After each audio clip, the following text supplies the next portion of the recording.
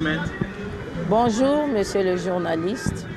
Maître, aujourd'hui le monde célèbre les journées de la femme et tant que maître, et tant que maman politique, et tant que la présidente de la ONG, nous voulons que vous puissiez parler ainsi que maman droit de l'homme pour cette Merci, monsieur le journaliste.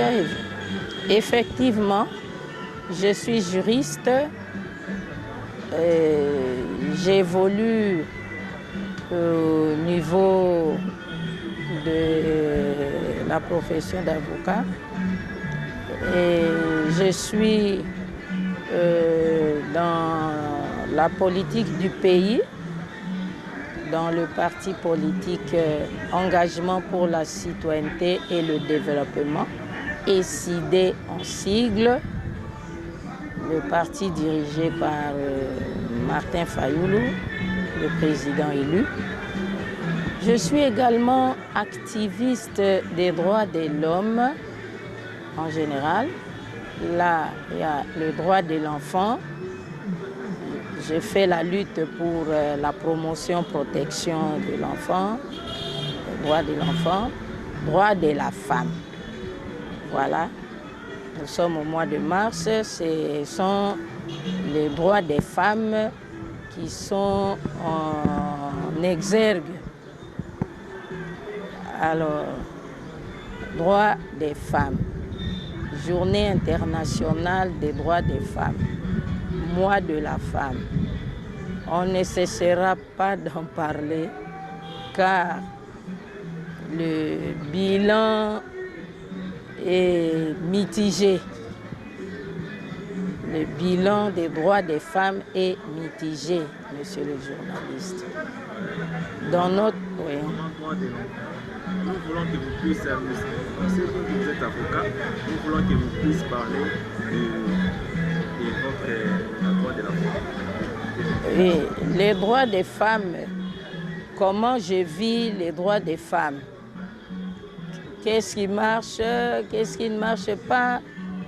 Est-ce que ça va depuis que les femmes ont commencé d'une façon systématique ce combat de leurs droits? Qu'est-ce qui marche, qu'est-ce qui ne marche pas?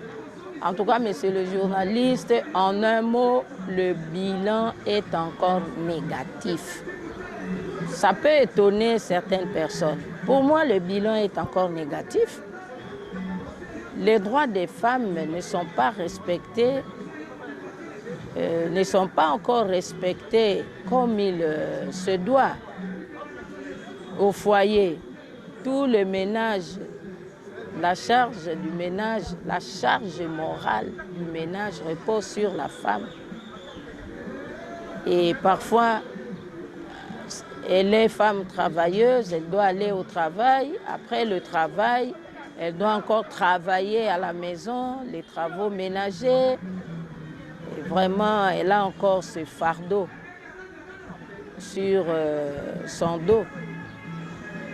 Et il y a des quartiers, des contrées ou villages où il n'y a pas d'eau à côté de la maison. C'est la femme, la petite fille qui va puiser de l'eau. Et vous pouvez voir que parfois dans cette maison-là, les membres de la maison, il y a le mari qui est là, son frère est là, ou certains autres membres de la famille du sexe masculin, eux qui sont forts, qui se targuent parfois d'éloges, de dire que le sexe est fort, on a des muscles, mais pour puiser de l'eau, c'est la femme qui doit aller puiser de l'eau. La petite fille, la fille qui est à côté de maman doivent aller puiser de l'eau pour toute la maison. Mais il y a quand même des exceptions. Certains hommes genrés, pleins de bonne volonté, qui aident leurs femmes, qui aident les femmes en famille à faire certaines tâches. par exemple puiser de l'eau, mais en général, la tâche de puiser de l'eau reste sur le dos de la femme. Et oui. Nous revenons aussi, ainsi que vous êtes la femme politique, vous êtes le vice-président de la SID. Un peu pour la journée de la femme. Pour la journée de la femme, oui, en tant que femme politique, je répète, la femme congolaise en général, même sous d'autres cieux, elle peine encore à se tailler une place dans les processus de prise de décision, dans les élections. Nous sommes encore au bas de l'échelle. Nous sommes encore en train de nous battre pour que l'on soit accepté comme candidat à tel poste ou tel autre poste. En général, quand les gens viennent pour voter, les gens trouvent que bon, les hommes, ça va de soi, ils sont là, ils sont chefs, on les vote naturellement. Et dans nos partis politiques et dans les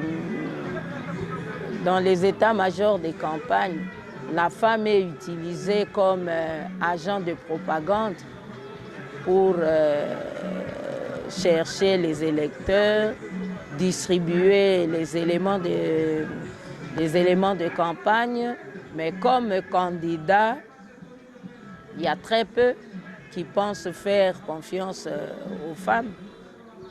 Et même la femme elle-même, elle n'est pas encore totalement prête à faire confiance aux candidats femmes. Donc le chemin est encore long.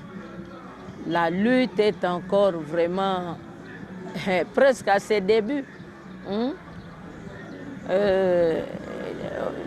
On dit que quand il y a beaucoup de choses à faire et qu'il y a une partie qui est faite, il y a encore beaucoup à faire, c'est qu'on n'a encore rien fait. C'est comme on n'a encore rien fait. La question des droits de la femme, que ce soit en politique, que ce soit dans la maison, en société, ça doit être une problématique, une question qui doit interpeller tout le monde.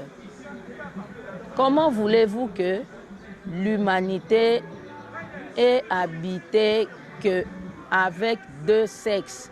Il n'y a pas un troisième sexe, il n'y a que les hommes et les femmes. Mais il n'y a qu'un seul sexe qui domine. Hein? C'est comme un oiseau qui n'a qu'une seule aile. Les oiseaux ont deux ailes pour bien voler.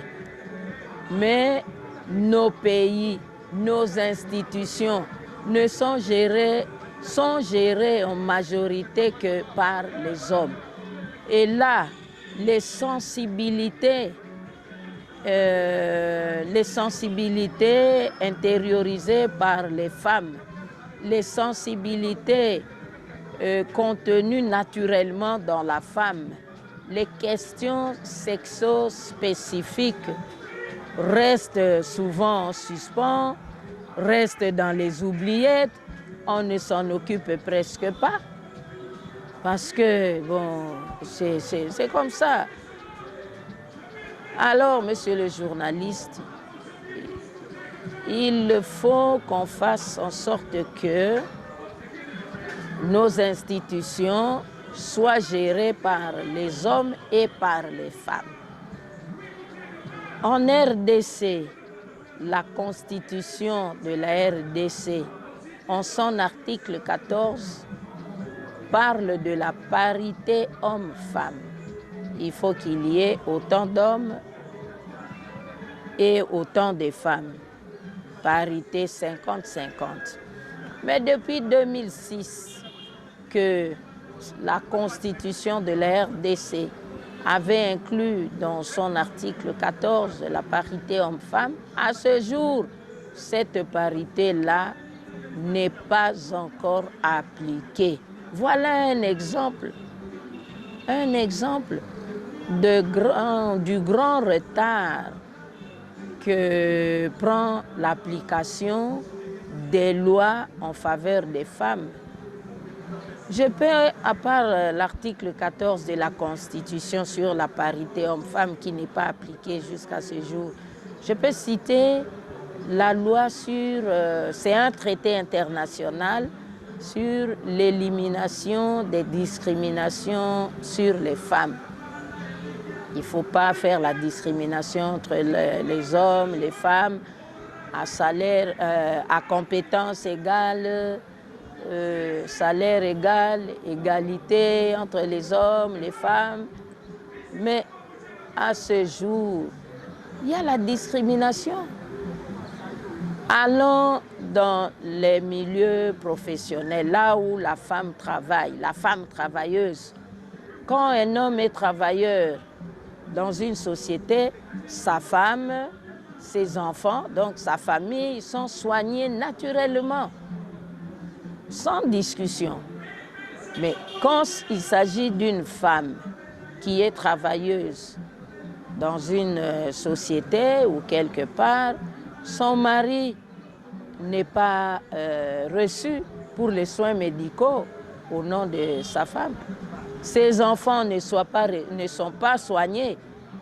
Là, le corps médical ou le directeur des ressources humaines disent à cette femme que, bon, vous êtes mariés, vos enfants ont un père, et ils sont soignés là où papa travaille.